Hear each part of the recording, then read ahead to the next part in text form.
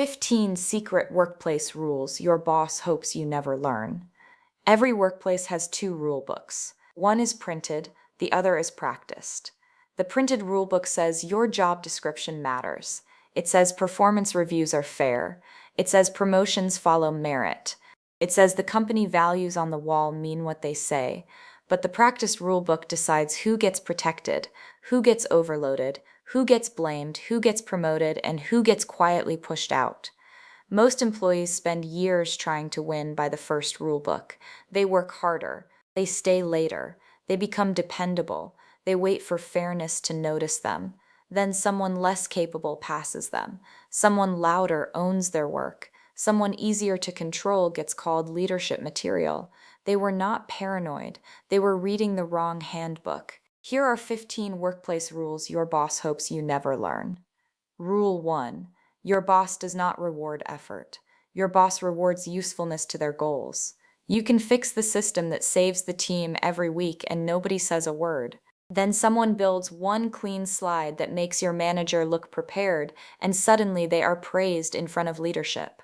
The difference is not quality. The difference is who benefited in public. Work that makes power look good gets remembered. Work that quietly keeps the machine running gets consumed. Rule 2. Reliability is rewarded until it becomes exploitable. At first, being dependable feels like respect.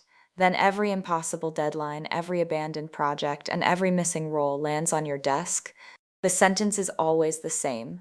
We are giving this to you because you are the only one we trust. Sometimes that is recognition. Sometimes it is a staffing plan wearing a compliment. Rule 3. Visibility beats quiet excellence. The work does not speak for itself. People do. If you build the project and someone else presents it first, the room may remember them as the leader. If you solve the problem but never attach your name to the outcome becomes easy to claim. You do not need to brag, but you do need to make your value visible before someone else edits you out of it. Rule 4. Promotions do not always go to the best performer. They go to the safest political choice. Leadership says it wants bold thinkers, but insecure leadership often promotes predictable alignment. The person who asks hard questions may be more capable. The person who creates less discomfort may still get the title. A promotion is not only a reward, it is a decision about who gets more authority. Rule 5. The person who controls the narrative controls the outcome. Your career is shaped by what gets said about you in rooms you never enter. She is strong technically but not strategic. He is good but not ready. She needs executive presence. He can be difficult. A label does not need proof to become powerful. It only needs repetition from the right person. Rule 6. HR exists to protect the company, not you. That does not mean every HR person is bad. It means the function has a purpose. When you report a problem, the first question is often not, how do we make this employee whole? The first question is, what exposure does this create for the organization? If you ever need HR, stay factual, keep records, and document carefully. Rule 7. Being liked matters.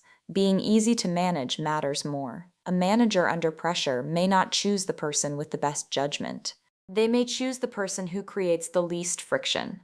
The employee who asks hard questions may be protecting the team, but to a stressed manager, that person can feel like extra work. Relief gets rewarded more often than people admit.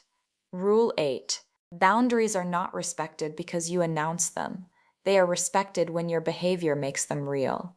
If every urgent request still gets a yes, your boundary becomes a suggestion, and suggestions are easy to ignore. A real boundary says, if this is the priority, what should move?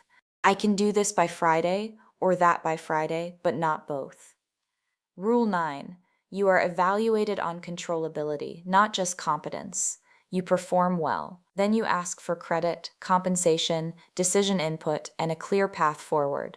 Suddenly the tone changes. Feedback becomes vague. Invitations disappear. Your manager says you need alignment.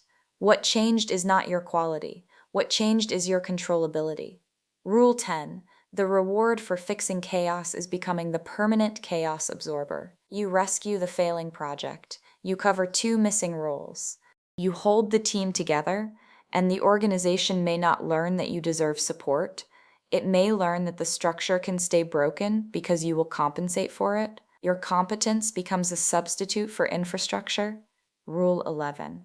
Loyalty is demanded downward and discarded upward. Employees are told to stay through uncertainty, be team players, and sacrifice for the mission. But when leadership changes direction, the language changes. Now the business needs have shifted. Now the company is being strategic. Your loyalty was emotional. Their decision is operational. Do not confuse loyalty with protection. Rule 12. Meetings are not just for information, they are for power. Watch who gets interrupted. Watch who gets eye contact. Watch whose idea is ignored until someone senior repeats it. Watch whose concern becomes a delay and whose concern becomes strategy. Meetings reveal the hierarchy more clearly than org charts. Rule 13. Feedback is not always development. Sometimes it is compression. Be less direct. Be more measured. Read the room. Soften your tone. Some feedback is useful, but if every note makes you smaller, quieter, and less visible, ask who benefits from your improvement. Growth should expand your range. It should not erase your edge. Rule 14. Job security does not come from being essential.